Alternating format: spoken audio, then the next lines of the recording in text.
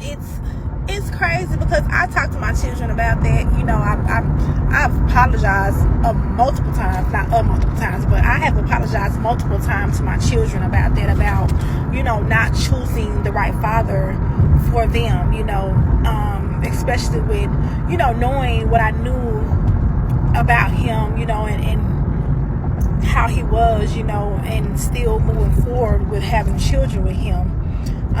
So, you know, I joke about it, you know, because it's my lifestyle, you know, when all in reality it's not funny. It's definitely serious, you know, but I'm grown to where I can take accountability for that part. I can take accountability for that part. But, you know, being able to communicate effectively for these children, that's not on my end. Being able for, you know, him to step up being a father and doing what he needs to do, that's not on my end. And it shouldn't be that way. You know, it shouldn't be to where we cannot communicate or have a good co-parenting relationship for these children.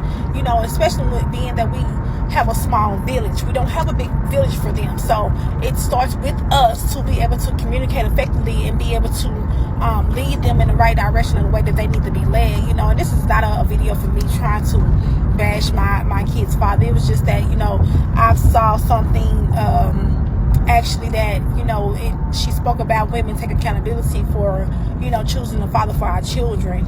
And, you know, often I see that a lot, you know, women bashing their dads or this is that. That's why I don't go off and, you know, bash my kid's father, you know, on social media or anything like that, because, you know, I chose to lay down and have kids with this man, and not one, but, you know, we have multiple children. So, you know, but the lack of communication, that's the part that I don't understand, and then stepping in and being that father and helping lead.